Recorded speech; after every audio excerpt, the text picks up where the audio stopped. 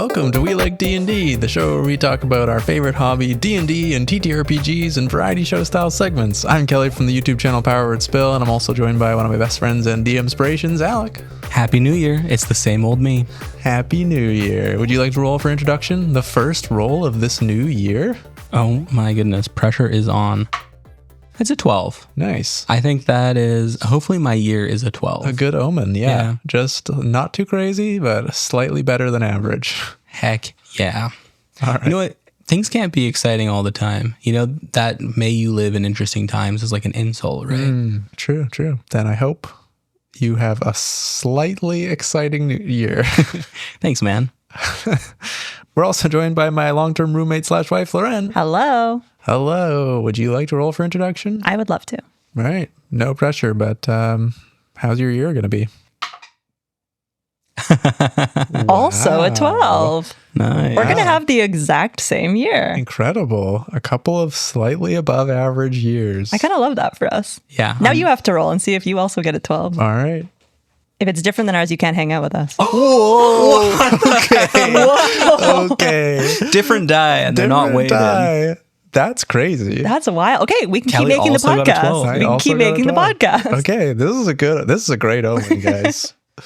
Yeah, okay. Wow. I don't think we need to say no more. Let's just dive right into it. In the words of one of our party members, what are the chances? What are the chances? What are the odds? What are the odds? Today we're going to be doing show and tell. We're also going to be building some pop culture characters, Keanu Reeves style, and then playing a little game of 2DMs one player. Heck yeah, I'm excited. I'm excited for your guys' Keanu Reeves build. I'm really curious as to what you guys did. Yeah, me too. But first, we must do show and tell. And I'm also very excited about my show and tell. I know, you were talking about it off mic. In fact, I'm not even going to give you the opportunity. I'm just going to go first. Okay. All right. It's going to be that kind of year. Yeah.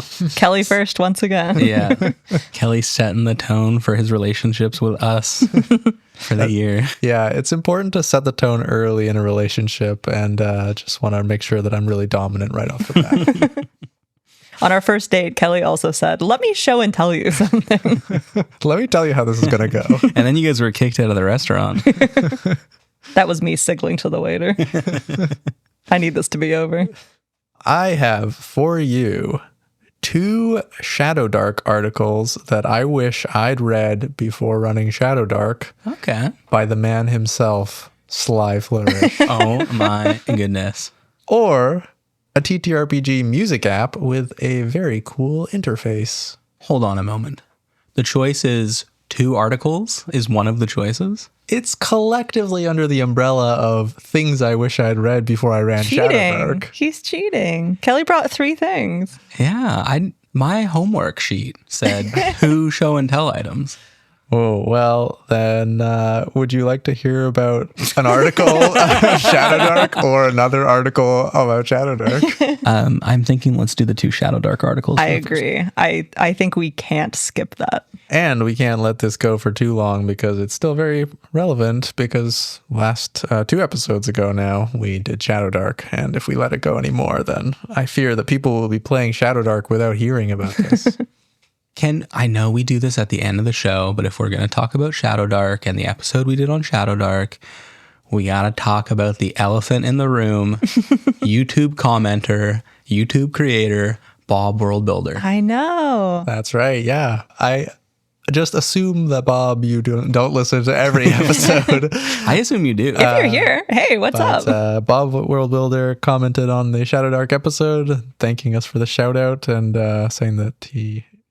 it's still haunted by that. Still haunted by that block video. But yeah, thank you so much for listening, Bob, if you're still here. And fun fact, I did my YouTube 2025 recap, and Bob is my 3rd most watched channel of everything I watch on YouTube. Wow. So I really like your videos, Bob.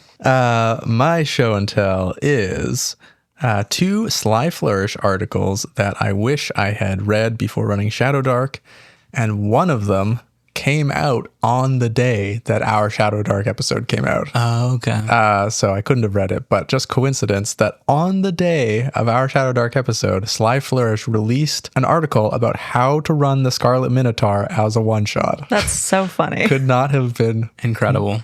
more timely.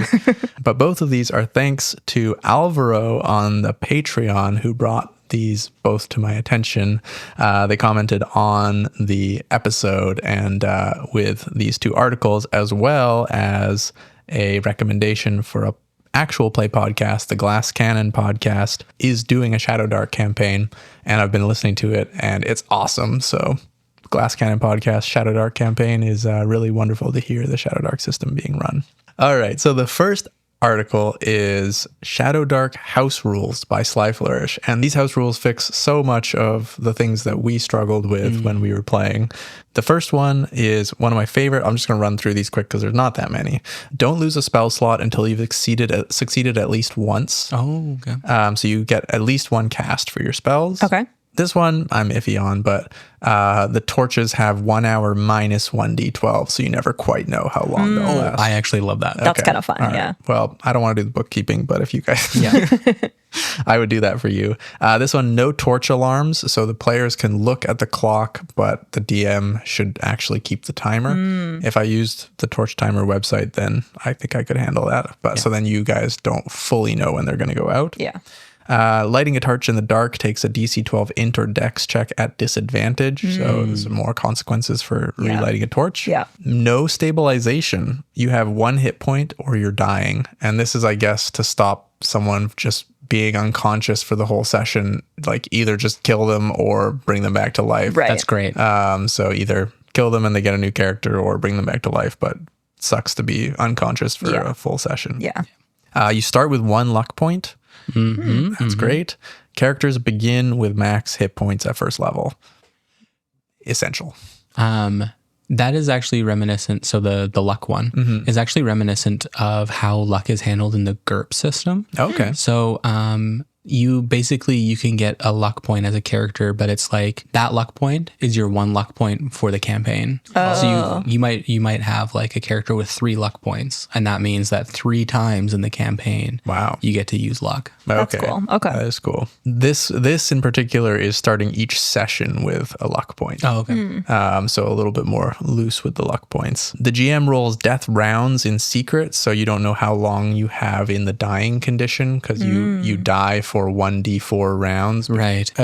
Lose 1 death round for damage taken. And then the last one is lose 1 death round for damage taken. Okay. So yeah, just a few house rules that I think would really have elevated our experience. And then I'm not going to go through Sly's tips on running the Scarlet Minotaur as a one shot. Or else we'd be here all night. We'd be here all night. But he was talking about running it at cons in a 4-hour time window. That's fun. So he's run it a few times and devised some solutions for running it in a strict time window, some different things that you can set up. So yeah, if you're thinking about running Shadow Dark, specifically the starter set, absolutely check out those 2 Sly Flourish articles and the Glass Cannon podcast actual play.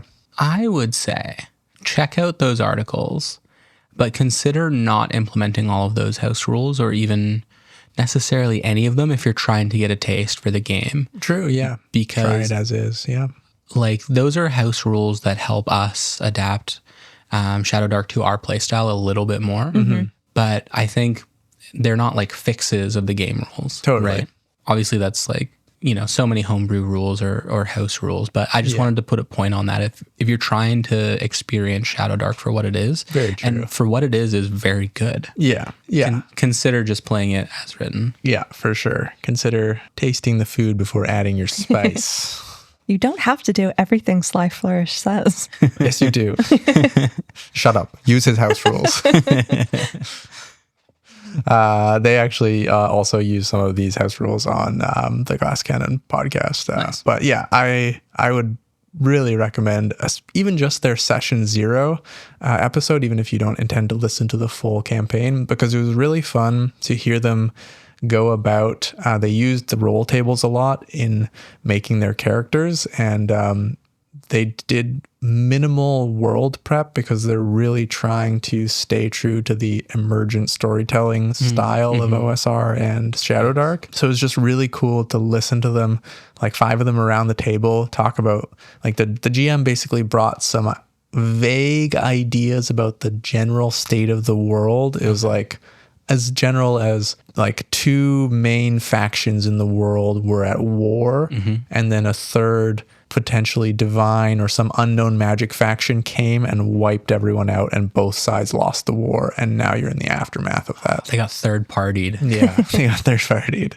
And it was just really cool to hear them talk about media inspiration and then just take these vague jumping off points and be like, oh, so like maybe my character is kind of like this, you know, like what's this kind of like? And just hearing them develop this groundwork for a campaign in a super casual style was really fun and interesting, and just a cool storytelling experience. So Just be warned, I guess the first 15 minutes of that session 0 are them talking about a funky smell in their studio. Incredible. yeah. So Which it is honestly very really, casual. really endeared me to them. It was very funny. I was unsure, and I was like, you know what? This is great. I'm in. I'm going to give that a listen because one of our good friends from school, her husband loves the Glass Cannon podcast. And I tried listening to the very first episode ever. And the first episode always, except for ours, the first episode always sucks. No, it doesn't suck, but is always weaker. They're finding themselves. Yeah. Last thing I'll say. It's also a different style to a lot of actual plays that I've listened to, because their characters and the world is very serious, but they make jokes above game as they're playing. Cool. Which keeps the situation light and feels very much like our home game. Like, you know, you could have a serious scene and then someone makes like an inappropriate joke, but then you just like two dick jokes. Yeah, someone brings up sharks with two dicks, and then, but then you just dive right back into the serious scene. And you know, Critical Role does that sometimes, and like NADPOD does that sometimes, but overall they feel more like a radio play, whereas this feels like I'm listening to some funny people who are also talented, but just actually play a game, which is in a good way. So it was just, it's been quite refreshing to listen to. I also like what I'm hearing about them being really casual about building the world together. Yeah. Like for me, some of the most fun I've ever had TTRPGing with you guys is when it's like, oh, like let's just add, you know, off the cuff, the cuff, because like both you and our other DM when I'm playing are really, really generous and good at like, I'll just like make up a detail about the world in a scene, and you guys are like, yeah, cool. I'll put it in. Yeah, no, I love that. I think that's so fun because it makes my job easier, and like as the GM, and your players are going to be even more invested if they're contributing to the world building. So I'm excited to try playing more of that style. And I think that's what Daggerheart tries to do as well. They do it in a little bit more of a structured way. Semi-structured, but yeah, I'm excited to try more of that style. So those are my show and tells. Thank you so much. Snuck 3 things in. Yeah, 3 things for a show and tell. You're getting bang for your buck in a show and tell. Thank you so much, Alvaro. I really appreciated those suggestions. And I'm 3 episodes into the Glass Cannon podcast. So thank you again. This is where Kelly reveals that was Alvaro's show and tell, and he has 2 more items for us. Yeah. So anyways, let me get down to my show and tell. So what I brought for you, Russian nesting show and tell. All right. So, you know what? I actually don't think either of you guys need to go. I think we can just move on. That segment was brought to you by Sly Flourish. Wow. He listens to the pod. Unbelievable. Can you 2026 is off to a great start, you guys. Can you believe that whole thing was actually a paid ad? None of that was genuine. I can't believe that. Alvaro doesn't exist. Who would you like to go next? Are you real excited to go next? I'm pretty excited. I'd love to hear from you then. Okay. Then let me pitch you on a GM-less sci-fi heist game inspired by Rogue One. You can pitch me on that, actually. Or a NSFW homebrew domain for Daggerheart. I think I've actually seen that one. So let's do GM-less. Yeah, I mean, Okay. I'm always ready to talk about Star Wars more. By the way, 2 great elevator pitches. Great. Yeah. Okay, good. Yeah. I've been working on them because apparently I only have 30 seconds to give my show and tell items. Kelly took up all the time. Yeah, actually, I took on up all that the time slot. Sorry. on that note, that segment was Just give us the author and where we can get it, and then we'll wrap that up. Unbelievable. Oh my goodness. So our podcast is going to do really well this year for teenage boys. Gross. Okay. Let me introduce you to Stealing the Throne by Nick Bate. It is a set of heist adventures inspired by the Ocean's 11 movies, Fast Five, Rogue One, among other things. Awesome. It You just named 3 great inspirations. Perfect. I've got you hooked. This was part of Zine Quest, actually, on Kickstarter. Oh, And it was nice. successfully funded thanks to 583 very generous backers. And they're specifically designed as one-shots. Cool. Which is great. Yeah. So this is how they describe it. 1,000 years ago, we built 12 giant mecha called thrones to fight a cataclysmic war. Today, possession of a throne bestows wealth, power, authority over whole star systems, and a seat on the Galactic Council. And you're going to steal one. Oh my goodness. I'm in. So yeah, it's a little book. It's a 40-page zine. Cool. And what you need are 3 to 5 players, 1 to 3 hours, a deck of playing cards, and a D6. Very cool. And yeah, the book comes with complete rules to playing these heist one-shots and 4 play sets. So like 4 little like heist adventures that you can just play right away. And yeah, they look really cool. There's art for all 4 of the play sets that were all illustrated by different artists, which is really fun. Nice. Do they have like different art themes to match the different vibes of the heist? You know it because That they're is all for like lovely. different kinds of thrones, which Yeah. is, it's very cool. Yeah, so I guess this is not dissimilar to other heist adventures that we've talked about on the podcast before. There are 3 phases to all of the heists. There's the planning phase, the heist, and the getaway. Cool. So in the planning phase, you decide what throne you're going to steal, why you're stealing it. You learn about like its history, its capabilities, and why you have to steal it. So this is all like, all of this stuff kind of comes together because there is no GM. So you're all kind of Right, you're playing. spitballing. Yes, Cool. you're all playing like different roles Cool. in like rotation, which is kind of fun. Yeah. So in the heist, players take on one of 3 rotating roles: the throne, the thief, and the backup. So the throne, the thing that's going to be stolen, sets the scene and describes the security measures protecting it. Cool. The thief will face the challenge using flashbacks and calling on assistance as they need it. And then the backup is there to help the throne by adding details and role-playing NPCs, and can come to the thief's aid if the situation gets kind of dicey. And so like you rotate who's playing what role. Interesting. Like kind of scene by scene? Yes. Triggers happen. Yeah, Okay. exactly. Yeah, and then in obviously the getaway, once every security measure has been defeated, quote unquote, the thieves try to escape. And this is kind of where everybody takes control of the mech in like a montage scene, like a big action montage escape Yeah. situation. And then you can use Sora to have Alex Jones describe the plot of your heist. Perfect. Yeah, exactly. That's awesome. Yeah, it seems really cool. It's on itch if you want to look it up. There is a free example playset like where you can buy it on itch as well, so you can just like take a look at it and see if like you vibe with what's going on there, and if you can send it around to your players and be like, hey, like what do we think of this, and then you could purchase it. It's only $10, 10 US. Cool. So it's a very like rules light storytelling kind of TTRPG, right? There's not like mechanics necessarily. I mean, there's a card deck, but it's like very much it's about building a group narrative. Yes, exactly. Yeah. Cool. Yeah, it seems really fun. I love I love a heist, as we Yeah. know. I love a sci-fi twist on it. Very me fun. too. Yeah. Yeah, Giant very cool. mecha that you're stealing. Very cool. Yeah, no downsides, honestly. Yeah.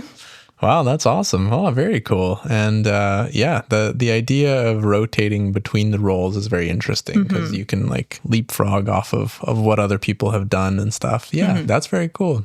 I feel like that's so different than anything that I've ever played that I'd be very, very really intrigued by these super rules light narrative games because we haven't really dipped our toes into those to Yeah. actually play them. And so. especially ones that are GM-less too, which is kind of fun Yeah. So Kelly doesn't like those. because he likes to be in charge. yeah.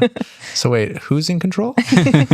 Me, actually. So Oh, well, that's okay. that's not the theme Insight. of 2026. Yeah. Deception check. Stealing the Throne by Nick Bate. You can find it on itch, and we will link it in the show notes. Very cool. Well, I am super keen to try something like that, so maybe this will be the one. Maybe. All right, Alec, what you got? And be quick about it because we only have 2 minutes left. So Okay. yeah, if you could really wrap this up, actually, that'd be great. I have a solo journaling RPG Cool. or a blog that I probably should have known about because they have articles dating back to 2007 that I've just discovered for the first time this month. Wow. Is it TTRPG related? Yeah. No, it's actually a pornographic Tumblr. Okay, yeah. They took all the porn off Tumblr. I know. I mean, did they? I'll edit that out. Don't. I don't know. I'm very keen to hear about both of them. I think I want to hear about the journaling RPG. Okay. Okay. It's a new year. We're journaling. We're finding ourselves. Yeah. So I think this is like a more popular one. I think I brought in like two, the average listener might have heard of these show and tell items, but they're new to me. Okay. This one is called the Wisteria Road. Have you heard of this? No. So It sounds beautiful. Yeah. it's by a person who publishes under Longblade Publishing. Okay. It is available on itch. So it's longblade-publishing.itch.io. Okay. Nice. And it is presumably a fellow. They go by the name Brad C. So Wisteria Road, it's like a solo journaling RPG, which I've never done before, but I'm really curious to do so. Yeah. The concept is that in the kingdoms of the Wisteria Road are really like long ago fallen. Okay. And there is some sort of magic. There's some sort of spell that causes people to lose all their memories and lose themselves. Wow. And so you're a scribe. You're like the last custodian of remembrance, they say. Whoa. So you're traveling down the road and trying to chronicle information about the Wisteria Road and what you encounter upon it. Wow. Yeah, it seems really neat. Man, the language of that is very enticing. Just like these, like, I don't know, This is- custodian of, Yeah. what did you say? Custodian of remembrance. Oh, yeah, that's great. And so the flavor of this all really drew me in when I found a lot of really cool stuff over the last month.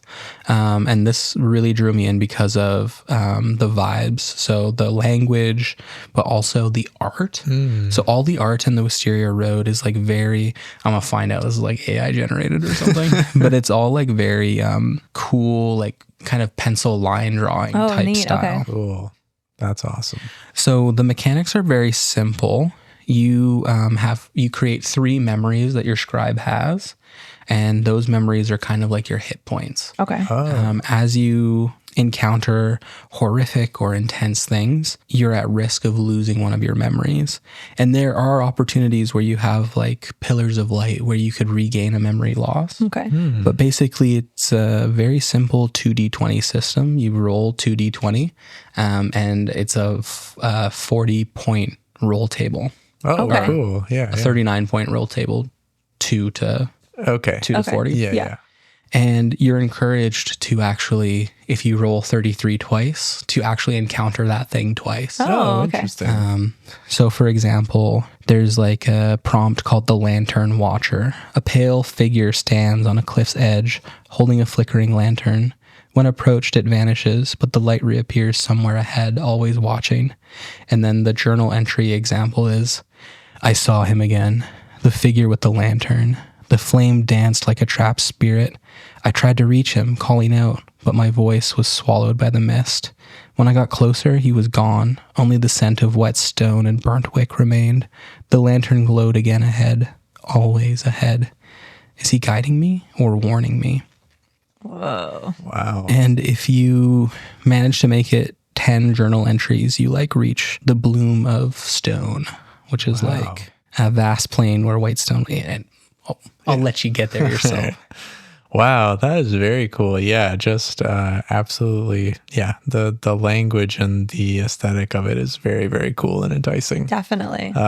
Yeah, I've seen a lot of various journaling RPGs, and You might have even brought one in. Yeah, I brought in one, the Apothecaria. Yeah. And we've Yeah, played we it played it. together. That was Yeah, fun. I played it by myself to try it before show and tell, and then Kelly and I played it together, journaling as well. We played it on vacation, which was super fun. Yeah. And we played another Hedge Witch. Is that a solo?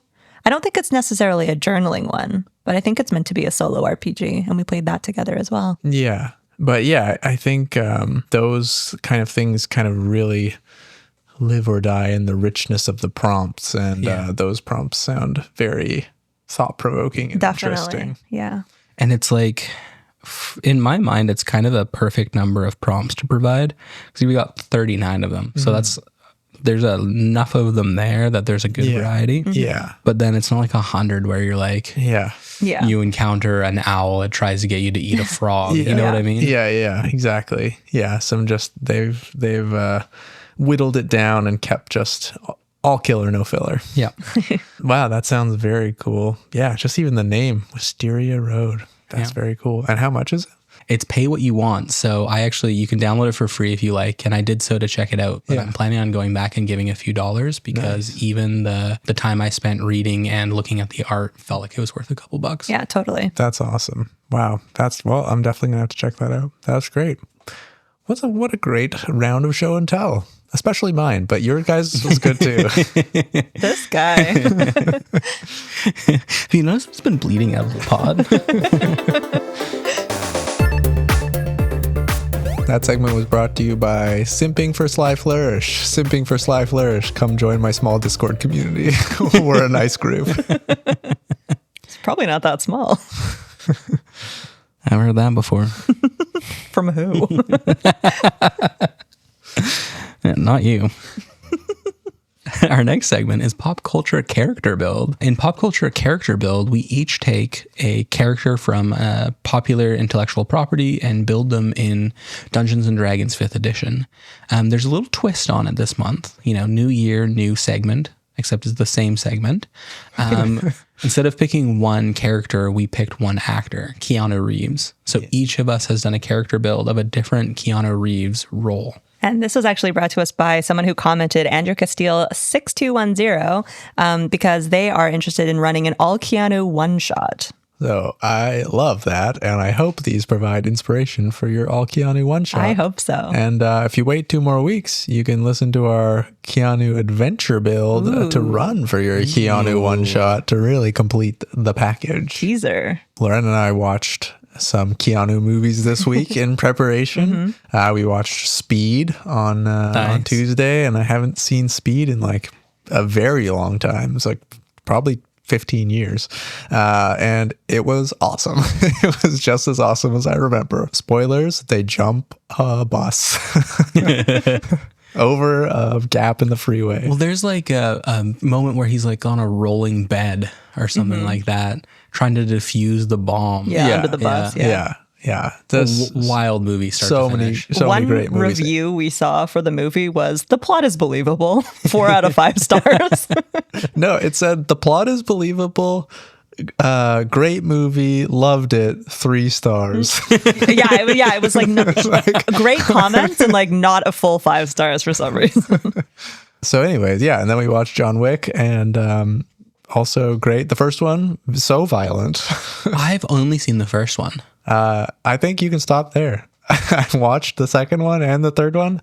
What about the fourth one? I'd never haven't seen the fourth I'd never seen John Wick before. I was looking up reviews of it. Apparently the first one and the fourth one are like the best one. I've heard really good things about the fourth All right, one. I haven't seen the fourth one, but I watched the second and third one, and it was a continued decline. The second was worse, and the third was worse again. So, but maybe I'll have to check out the fourth. I wonder if you need to have seen the second and the third for the fourth to make sense. Don't think so.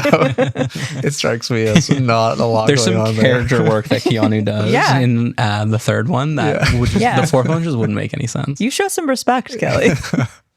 If you get to the fourth one, you got no idea who the dog is. You got a new dog every movie. It could just be a matter of taste, because I feel like, take the Fast and the Furious movies, for example. They're not prime examples of cinema, but the first one is like, has a basis in reality. Yeah. Whereas like Fast 5, they're like, using Dodge Chargers to pull a bank vault around or something like that, you know? And it's like they're leaning into the zaniness, and that in itself, like there's a beautiful aspect to that. Yeah. Is it possible that John Wick is doing the same thing? It's like people loved the comically intense nature of the violence. Yeah. So we're leaning into that. And you're like, that's not for me. I mean, they leaned all the way in the first one, and I really liked it. It just felt like the same story again, but slightly worse in the second, and then just again in the third, and again slightly worse. Rough. And maybe they're the same, but just watching the same story 3 times was like just tiring.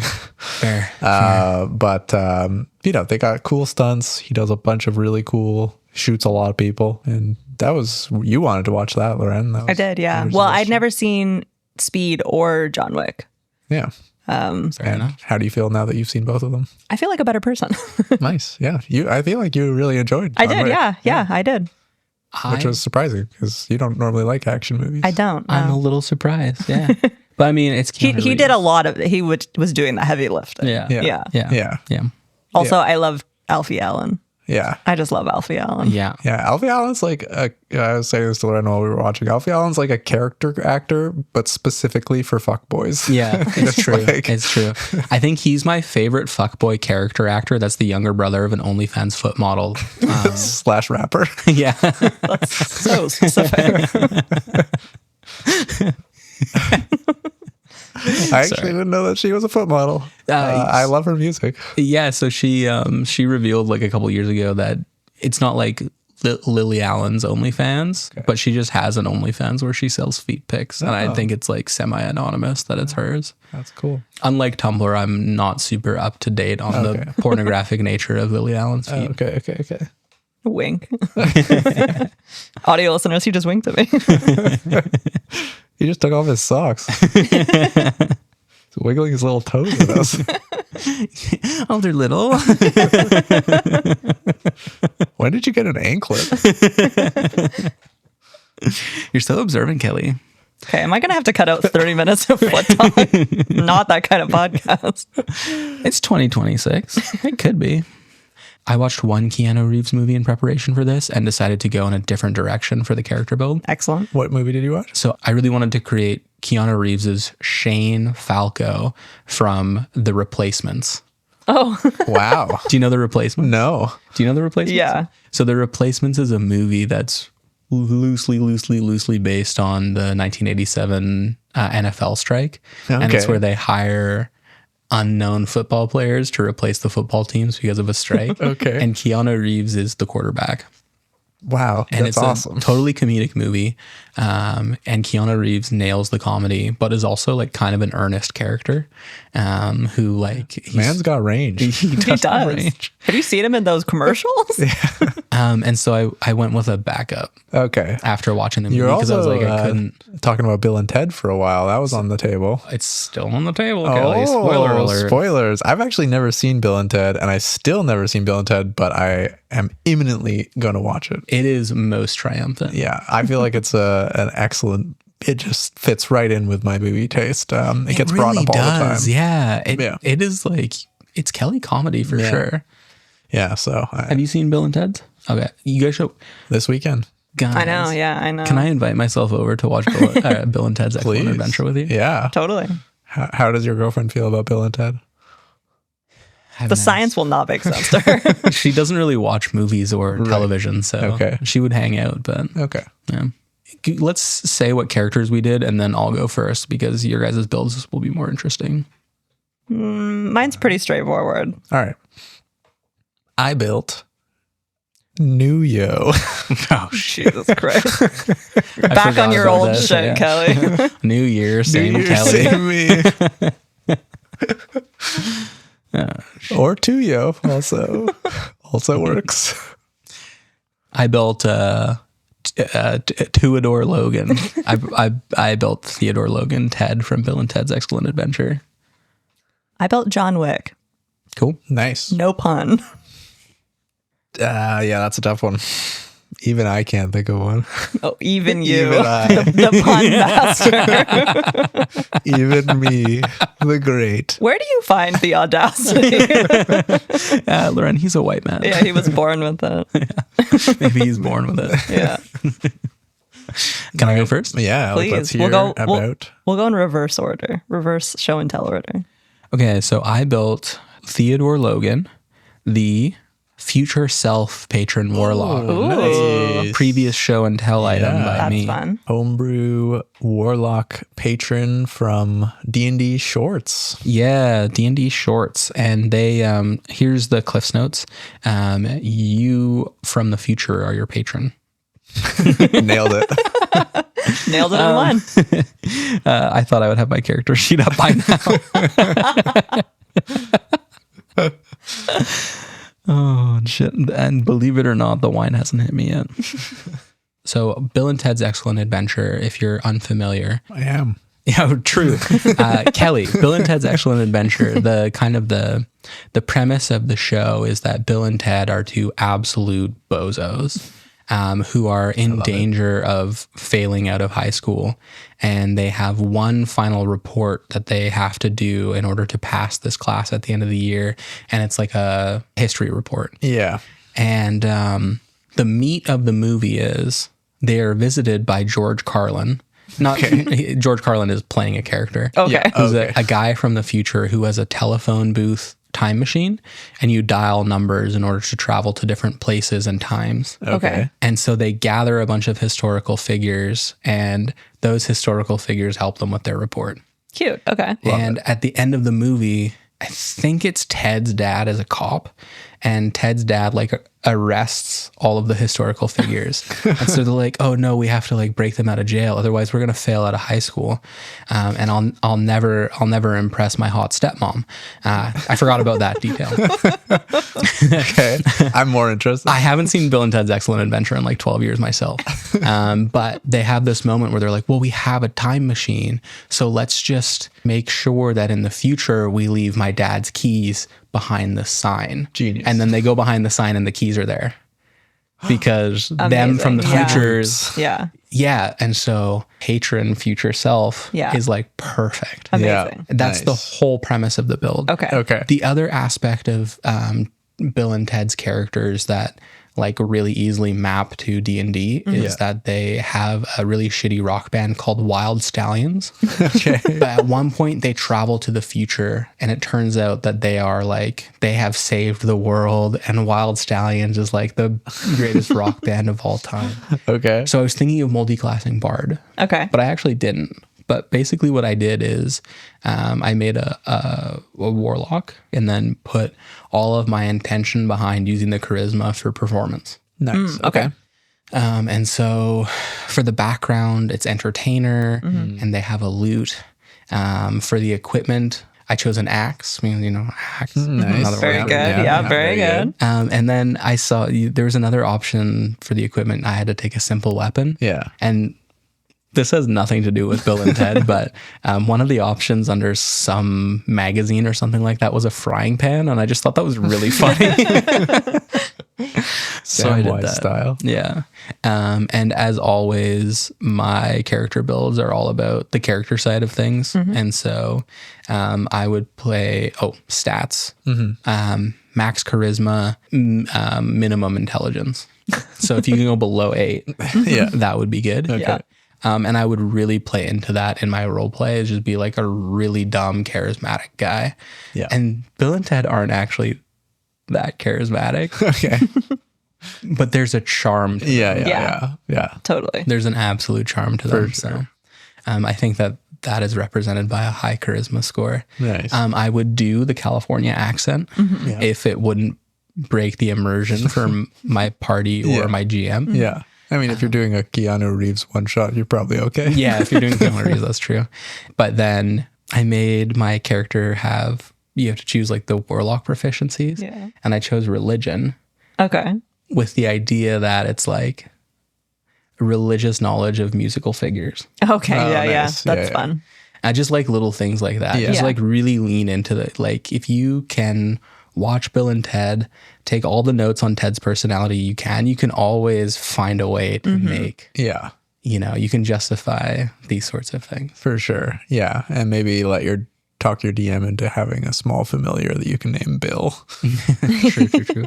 Pact of the Chain, yeah. Yeah, and also maybe this one's a stretch, but maybe your DM will let you have a one scroll of time stop, and just even if you're not that, you can always roll for it. And, you never know. You never know. That's really fun. I love that. It's a great use of future self warlock. Yeah, I love that. That's awesome. I look forward to getting all the context on that when I watch that movie this weekend. Cool. Hard pivot to no nonsense Keanu Reeves. So I built John Wick Keanu Reeves as a assassin rogue with 2 levels of fighter. Nice. I accidentally built him using the 2014 rules, so oopsie, sorry about that. Oopsie. That's what we usually do, don't we? 2014? I've been building 2024. Yeah, I think I did build one with 2024 before. But with this one, I was like specifically looking for something and I found it. And then I kept building it, and then I realized it was in the 2024 because the other stuff wasn't available anymore. I was like, oh, well, I've already come too far, so I'm not going to go back now. I always build 2014. Okay. Well, your DM will probably let you play it. Again, if you're playing an all Keanu one shot, you're probably fine with a little loosey-goosey rules. Okay, so he is an assassin rogue with 2 levels of fighter. Assassin rogue, I feel like is pretty self-explanatory. Yeah, for sure. Hired killer, I think fits. I took it because I wanted the sneak attack, the cunning actions. There's also an assassinate feature, so you get advantage on attack against creatures who haven't had a turn in combat yet, and then every hit is a crit. Yeah. If you're surprised, so that's fun. From the fighter, I took the archery fighting style for ranged weapons. Also the second wind and the action surge, just because dude gets like thrown off a balcony and he's like fine. Yeah. So I think that kind of fits. For background, I chose the urban bounty hunter. Oh, yeah. Nice. Just because I think that one kind of fit the best. Also to have like the background feature that gives you connections to people in the criminal underworld, just for flav.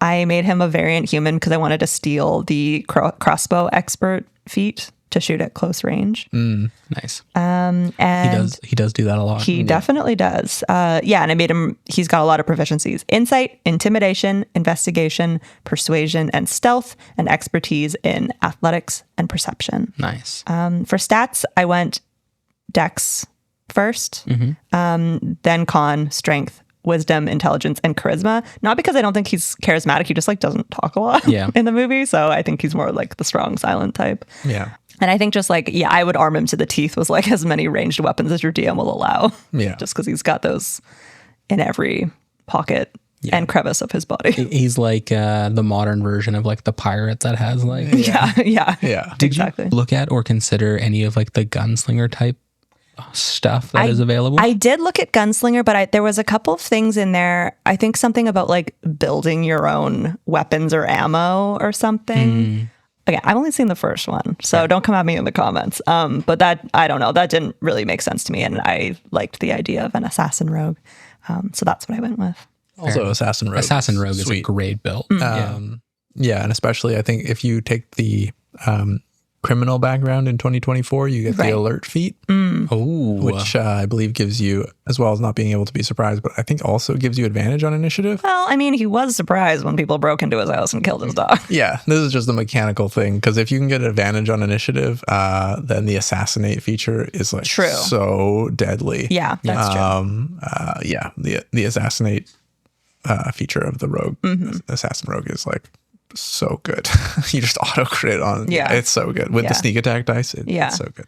And great mapping John Wick to D&D. Yeah, awesome. Thanks. Very cool. And did your dog just come up in backstory, or how's that? You got to give him a hella tragic backstory. Yeah. Dead wife, dead pet. Yeah. And you're out for revenge on anyone who even participated or breathed in that direction. Anyone who knew their names. Yeah. Exactly. And I also like the thing about, I think this translates really well in like a funny way to a first level character, or if you're starting at a higher level in a serious way, is like the thing in John Wick of like everyone in the underworld is like quite afraid of him and knows who he is. Right.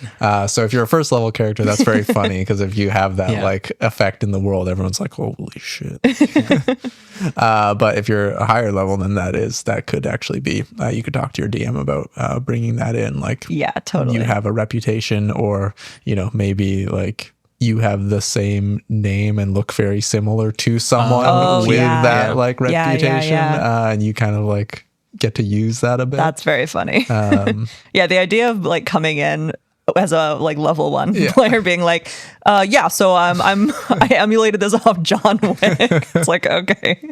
Everyone's super scared of me, and I killed everyone before I retired. What you could do, you could play that really straight though. If your campaign is starting in that character's hometown. That's true. Because everybody's a peasant, a level 1 person. For sure. Yeah. That's true. True. Yeah, but I think, that is It's very funny to do it. Yeah. a great element of John Wick as well. Just like going everywhere and everyone's like, welcome back, John Wick. Yeah. That's just cool. Awesome. That's a great character. Thank you. Let's hear about whatever you named Neo. Say it. I don't remember. Say it. I couldn't. Let me give you D&D Neo, or Nuyo, if you will. I won't. Okay. Thought I'd try it the second time. You know, never mind. So Neo is a monk, obviously. Gonna be a monk. Normally we try and build with basic rules, but I did use a Xanathar's subclass because it works so well for this. The Kensei monk subclass, where you can get a weapon and then use it as a monk weapon. You know, you can do hand-to-hand combat like Neo does, but you can also have a light crossbow and use that. Which is so cool because then you can do ranged stunning strikes, which is that's insane. So powerful. Like that's OP at 5th level. You can do ranged stunning strikes. Yeah, that's why. Basic straight 5th level monk, Kensei subclass, with a light crossbow. I was a human and took the sage background because it gives you the magic initiative feat. Not because I think Neo is a sage, but because the magic initiative feat is just allows you to get a few spells, which I think are flavorful. They're not super mechanically optimized, but jump, because Neo can jump super far in the Matrix. Encode thoughts kind of feels like Matrix-y. Plug like, it in. Absolutely. And then message, because they're always on the walkies, like they're always on the earpiece with what's his name? Is it Tank? Tank, yeah. That's right. Am I right? Yeah. You're right. Tank, yeah. I want to rewatch The Matrix. I haven't seen it in a long time. So yeah, magic initiative feat to grab a couple spells for flavor, and then with the human species, you get versatile, so you can boost your dex by 2. And then with the sage, you can also get some ASIs as well. So nice. Boosted con as well. And then instead of an ASI, I took crossbow expert to get rid of reloading. Then you get a 5th level, 2 attacks with the crossbow. Add your martial dice. It's pretty sick, actually. Pretty good. It's not like peak monk because you can never fully do weapons to maximize monk. You should instead take the ASI, get your dex up, right, and then just do unarmed strikes. But this is cool. It's Neo. So Neo with a crossbow, and then obviously 2 essential items. First, the cape of billowing. Has to be. You have to wear the cape of billowing. If your DM doesn't give you that, I don't know, leave the campaign.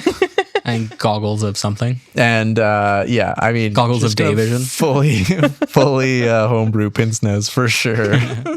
If you're really being really cheeky, maybe your DM will give you advantage on charisma checks if you say a cool one-liner when you put them on. But only if the one-liner is cool. Yeah, the one-liner has to be cool. But also save that for when our pop culture character build is Horatio Kane from CSI Miami. Wow. Our dog didn't like that. I see you really dropped the Neo branding on your character build. You keep saying Neo. Oh, so yeah. Can I Well, pitch it you? didn't test well, so Can I pitch you on an alternative? yeah, please. To Miss Anderson. Oh, yeah. That's okay. That's okay. I like Nuyo. Oh, okay. Love that for you. You do you, King. All right. Well, that's You know what's really funny about that is like Neo is like a it means new. No, it's not new enough. It's not enough, Alec. I had to go further. Some say I went too far. incredible. Well, there you have it. 3 Neos for your key. Not Neos. Not Neos. I got Neo on the brain. 3 Keanu Reeves for your Keanu Reeves one shot. If you play this, please let us know how it went. I'm so curious to hear all the great banter between all the Keanu Reeves characters. And if you can figure out a way to build Shane Falco from The Replacements, email we like D&D show at gmail.com, subject line be foreigners. That segment was brought to you by Keanu Reeves fan fiction. Keanu Reeves fan fiction, more like John Slick, am I right?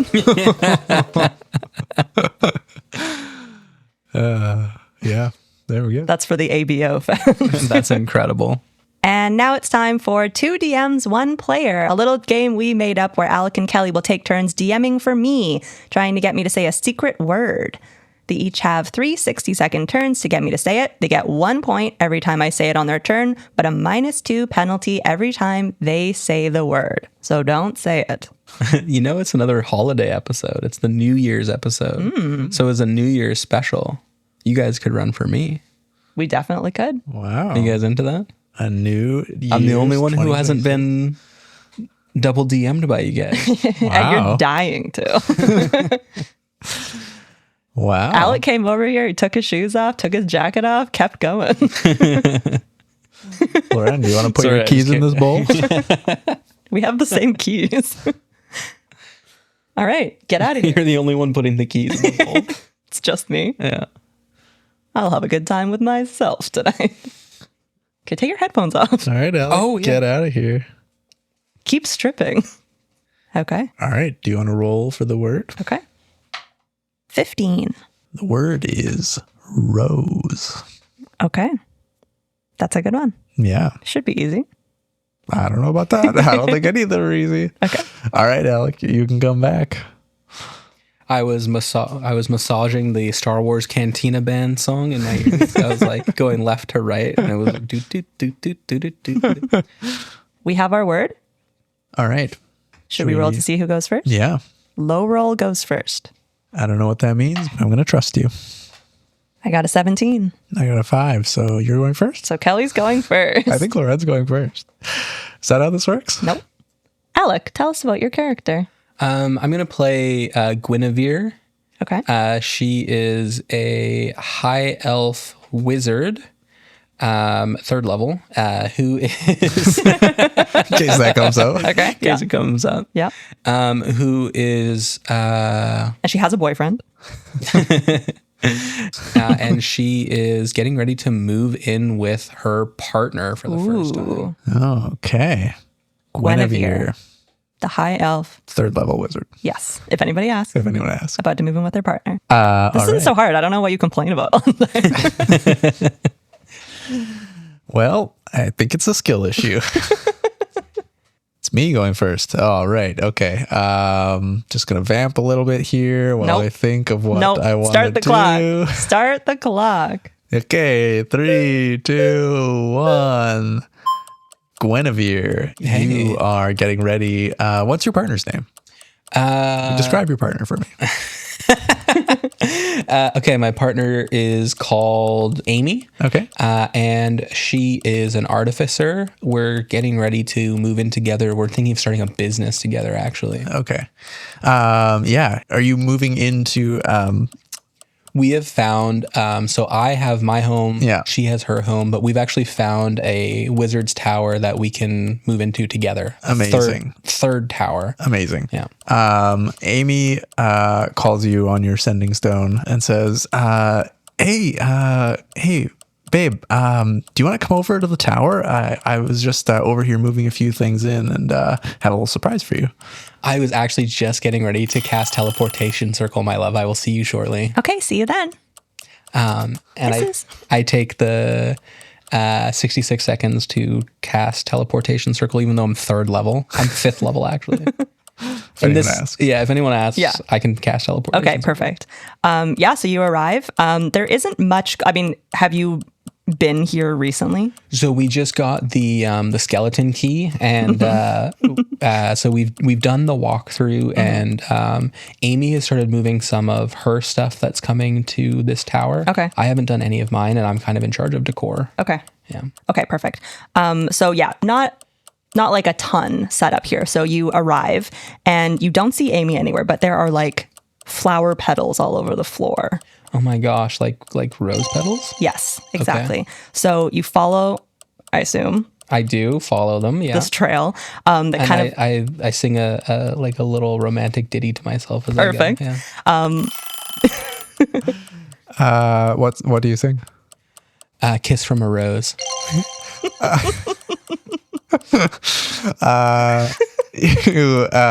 You follow the trail of flower petals, and you are humming this tune, and you walk in, and you see Amy is held hostage on the bed. And you see this tall elven wizard in a dark cloak with his face covered, and he goes, Nebuchadnezzar. "You're 5th level, right?" Who's asking? What are you doing with Amy? What are you doing with Amy? Oh, well, you thought you could get away from me, Guinevere. You thought you could just take my tower and there would be no consequences. Listen, the future is now, old man. You're a washed up 7th level sorcerer and nobody cares about you anymore, Nebuchadnezzar. There you go, Larry. Nebuchadnezzar starts crying. What do you do? I take the moment to cast Hold Person on him. Okay, he's frozen, and Amy actually sits up and it's like, okay, get out of here. You are the worst actor I have ever met in my life. She like dispels. My love? I'm so sorry. I thought it would be really romantic to like role play a little bit. But why did you have him be dressed up as my old master, whose tower we're moving into after having thwarted? What's romantic about that? I'm so Amy? sorry. I found the robe in the closet and I thought it would be romantic. You know that I have specific Nebuchadnezzar-based traumas, Amy, and I actually, I thought I had no reservations about moving in together, but someone who would play this sort of joke and think it's romantic, I don't know that I'm making a good decision, actually. I'm starting to rethink everything, Amy. There you go, Kelly. I'm so sorry. The other night you were sleeping and you just kept moaning and saying the word Nebuchadnezzar, and I thought it was something different. I am so sorry. I read this completely wrong. I'm gay, Amy. Why would you take all of these rose petals and tie them to Nebuchadnezzar, and he's holding you hostage? You think I wouldn't jump in to protect you, Amy? I didn't know if you saw, but he wasn't wearing anything under the robe. He was just that is one of my traumatic memories. Yeah, I know he used to do that, but I thought that this would just... I personally don't even know why Kelly the DM is laughing, because this is not good. Amy looks absolutely mortified and she gets down on one knee and pulls a ring box out of her pocket. No ring, Amy. What's the word I'm looking for? Prestidigitation, the rose petals. We need to go for a walk and talk. Are you sure? And she opens the ring box, and it is just like a glowing bright green stone. It's not on a ring. What is this? Touch it and find out. Why was that said in a creepy way? And Amy, quote unquote, rips their face off, and it is Nebuchadnezzar. Holy shit. I cast Fireball. You cast Fireball, and Nebuchadnezzar. What have you done with her, you cackles. sick fuck? I shapeshifted Amy to look like me. Amy was in the robe. You dispelled Amy. You fool. The fireball erupts, incinerating everything in the room, and he points. I last second sculpted around Amy. He points. I've tied Amy's fate to the flower in the vase on the sill. When the flower dies, your precious Amy does too. And he teleports away. Holy shit. What kind of flower is it on the sill? It's you tell me. What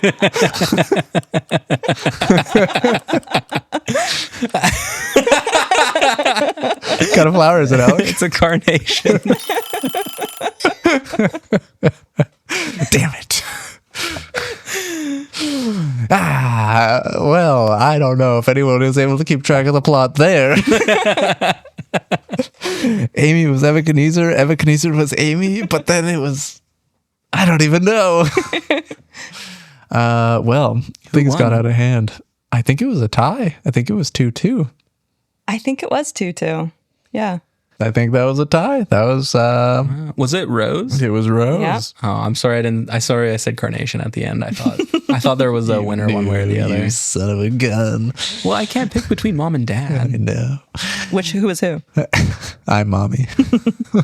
Yeah, that was a wild one. Yeah. And it really came down to the wire there. Or no, it didn't. The points were established early on, and then it just went off the rails even more. Yeah. Yeah, you're right. No butting you. It's really fun. Yeah, it was good. Something very satisfactory about just completely knocking it out of someone's hand. Yeah. Yeah. You know what? I really enjoyed being the player, though. Nice. fun, Yeah, right? it is Yeah. fun. It's like just so so carefree. Yeah, I really liked getting to shame you guys. Yeah, you enjoyed getting to know about us. Yeah. That was great. It was some very weird world building. Yeah. I don't think any of us could have anticipated where that was going to go. I knew. I came in with an agenda. Wow. Okay. And with that, we will end this episode before things go any more off the rails. Thank you so much for listening. And I've got some comments to read out because I forgot to read them last month. That was very bad of me. We always love hearing from you guys, so please keep commenting on your favorite parts, and we'll keep reading them on the show. Tassia said, listening to this podcast as an RMT was so funny. That was from where we brought up real money trading. And that was a good one. Aaron on our Shadow So they're a Dark- real money trader. they're a real money trader. Aaron on the Shadow Dark episode said, you can always reflavor the Shadow Dark torch mechanic. Riddick goggles would be the inverse, or the environment can cause damage with gas, temperature, or weird psychic waves, and we need filters for gas masks, temporary coats, boots that can melt, fancy fake crystals poached from the Feywild that's causing an economic imbalance, and a cold war between the planes of existence. That creates tension between communities and their cultures in which the rich and powerful abuse to maintain control. Very true, Aaron, and I love that bit of world building you did there. There had to be very a cool. fancy fake crystal. Yeah, very true. You could reflavor that mechanic in all kinds of fun ways. So What's that Hideo Kojima game where you play Daryl from The Walking Dead? Death Stranding. Yeah, you could reflavor the Shadow Dark torch mechanic as infants, keeping the ghosties away in Death Stranding. I've never heard of this game. It's weird. Are you familiar with the works of Hideo Kojima? Vaguely. Just Metal Gear. Yeah, just Metal Gear. Which I was thinking about when you were talking about stealing giant mechs.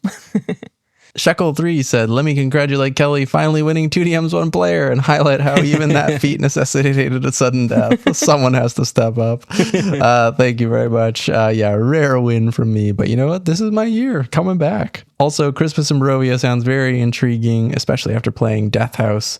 Will Barovia holidays be your theme going forward? Ooh, maybe. Alec, maybe look and see if they have Easter in Barovia. Have you guys ever played Nimble? Would love to hear your thoughts about it down the line. I'm very keen to play it. I've read about Nimble. Yeah, the creator of Nimble actually sent me the system for me to check out, and I haven't got around to it. It's in my list. It's in my queue.